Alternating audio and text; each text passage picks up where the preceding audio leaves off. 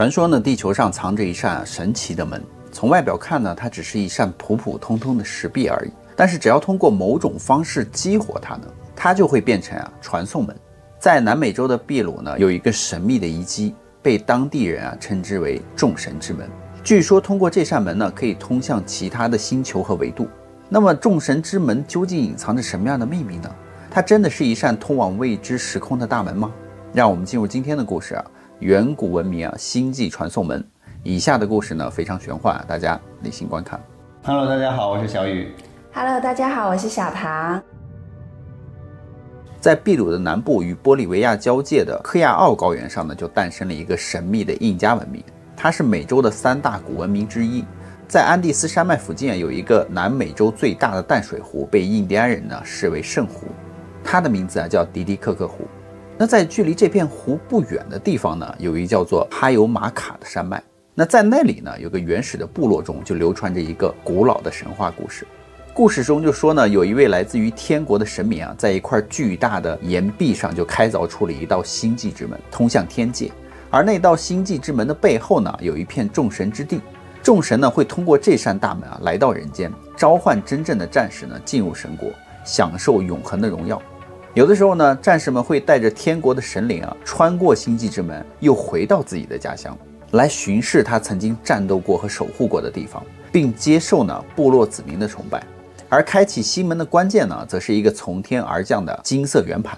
将这个黄金之盘放在西门的某一个卡榫之处呢，就可以开启西门。有人说呢，它与魔鬼的世界相连；有人认为呢，它与外星文明有关联；还有人说只要开启了这道大门呢，人们就可以进入另一个时空。而哈尤马卡呢，位于一个偏僻荒凉的地方，很少有人踏足，所以这个众神之门呢，只有当地的土著呢才会来祭拜，并不为外界所知。时间呢，就要追溯到1996年，一位叫做何塞·路易斯·德尔加多·马马尼的秘鲁向导呢，就做了一个梦。在梦境中呢，他就看到了一个巨大的门形结构，通向大门的小路上呢，都铺着粉色的大理石。石板的两侧呢，交错排列着一座座粉红色的大理石雕像。其实这个梦呢，他不只做过一次不过和大多数人一样的，马马尼呢，并没有把这个梦放在心上，只是把这种怪异的重复的梦境呢，当成了自己无聊生活中的一种调剂。但就在这一年的9月呢，一个令他震惊不已的意外就发生了，才使他理解了这个古怪梦境的含义。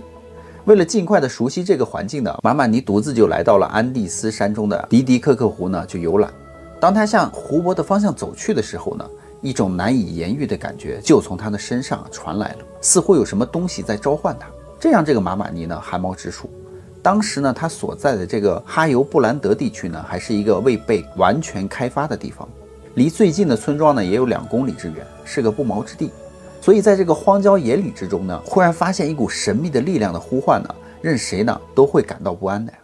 但他的好奇心呢，就很快战胜了恐惧他就循着这股召唤就走到了距离迪迪克克湖约3公里远的一块石壁处，然后他就看到了令他难以置信的一幕这块石壁上竟然有一大一小2扇门，和他梦境中的大门一模一样。而马马尼呢来不及兴奋，立刻就联系了普诺、拉巴斯和利马的考古部门。于是许多的考古学家、历史学家都涌向了这里，想要解开这扇古怪大门其中的奥秘。这里呢，当时一下子就变得火热起来。而马马尼呢，关于这扇门的发现让久远的传说再次被人们注意。这扇大门呢是四四方方的，高约7米。在大门的内部呢，镶嵌着一扇小门。小门呢是高1.72米，宽1米，深30厘米。在神话故事里呢，天神的身材是非常高大的，所以这扇大门呢看起来就是为了满足神灵出入而需要的。而那扇小门的尺寸呢，似乎也和人类战士的体格相符。令人觉得很不可思议的是呢，在这个小门的右边就有一个巴掌大小的圆形的凹陷处，看起来呢像是一个要放置什么东西才能够启动的一个机关。而考古学家们就认为呢，这个应该就是传说中的开启众神之门的钥匙的地方。而开门的钥匙呢，则是一个黄金圆盘。而这个黄金圆盘呢，就有着一个很玄妙的名称叫做七彩神明，是圣地的钥匙。那这会不会就是古老传说中的众神之门呢？是谁把这扇奇异的门凿在了石头上的呢？那这扇门存在的意义又是什么呢？就在这个时候呢，一名历史学家就想起了一段关于印加王朝的传说。故事呢就要从16世纪初开始讲起了。南美洲古老的印加帝国呢，在萨帕印卡瓦伊纳卡帕克的统治下呢，一路征战，所向披靡，国势鼎盛。然而呢，沾沾自喜的国王却没有意识到一片足以影响整个国家命运的阴云呢，正在悄悄地酝酿之中。在1511年呢，中美洲的巴拿马地区就盛行一个关于南部黄金之国的故事。而西班牙的探险家巴尔博呢，就听说了这个故事于是他马上召集人手呢，向巴拿马出发。巴尔博和他的手下呢就很贪心当时呢，一个当地的印第安首领就被他们骚扰的心烦意乱，于是就告诉他们继续往南走。那里会有数不尽的黄金。不过呢，人心不足蛇吞象嘛，所以巴尔博还没来得及往南走呢，就遭到了内斗，而诬陷呢就被处死了。他的黄金之梦呢也随之破灭。直到1522年呢，西班牙的另一位探险者安达果亚呢就发起了一次南方的远征。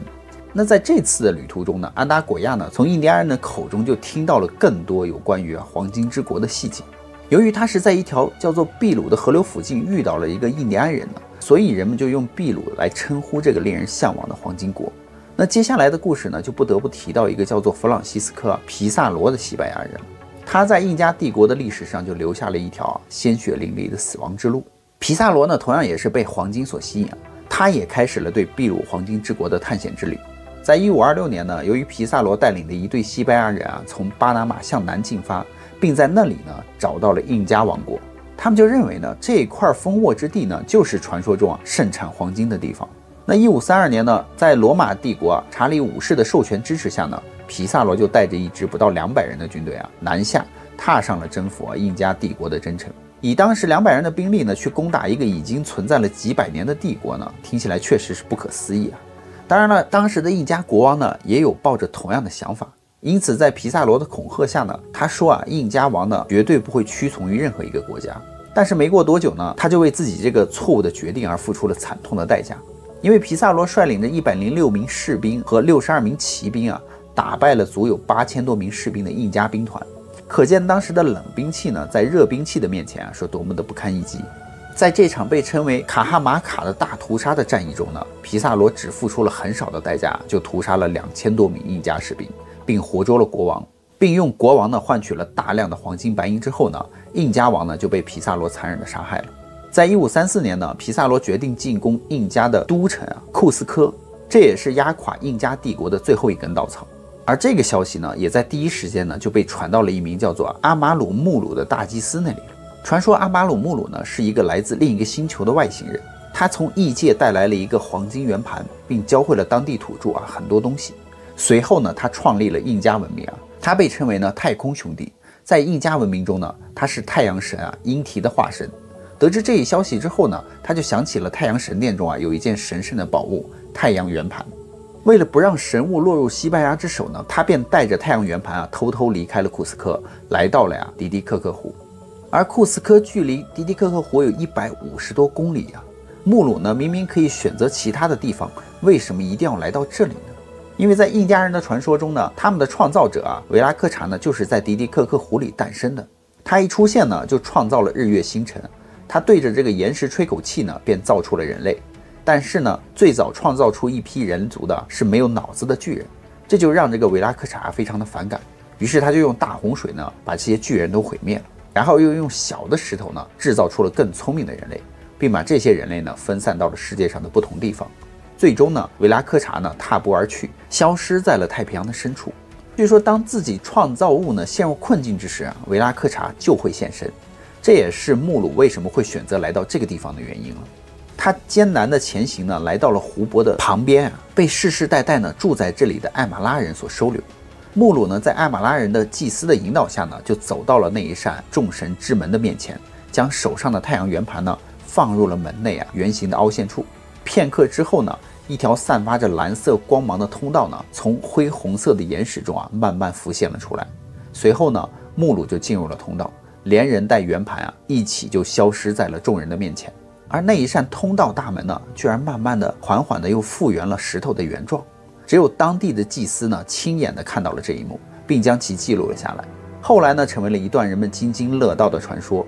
而这则传说呢，更是为众神之门平添了几分神秘与诡异感，也让人们对外星文明与时空穿梭呢产生了浓厚的兴趣。有人提出众神之门是一条可以与其他行星和次元进行连通的宇宙通道。也有人认为呢，众神之门是一个远古文明的遗迹，也许和印加文明或蒂瓦库纳文明有关系，但其实真正的作用和意义呢，早已经遗失了。如果按照传说中所讲的那样那么这座大门很有可能就是当时木鲁打开的那一扇传送之门，而大门里的凹陷处呢，应该就是他放置太阳圆盘的地方。远古神话阿马鲁木鲁的故事呢，马马尼的意外发现以及一连串的蛛丝马迹的证据让原本只存在于神话当中的事情呢，出现在了真实的世界上。这是否说明神话也许并不只是神话呢，而是一段被人们遗忘的历史呢？尽管时间已经过去了这么久了，研究人员呢无法确定木鲁是如何打开众神之门的，但他手中的那样东西呢，也就是曾经放在神殿里的那个太阳圆盘无疑是解开问题的关键。有学者研究过这扇众神之门是用一种很常见的岩石制成的，材质上呢并没有什么特别之处，所以到这里呢，众神之门的研究呢已经难以深入下去了。那么木鲁去到的那个众神之地，是否也会变成一个永恒的谜团呢？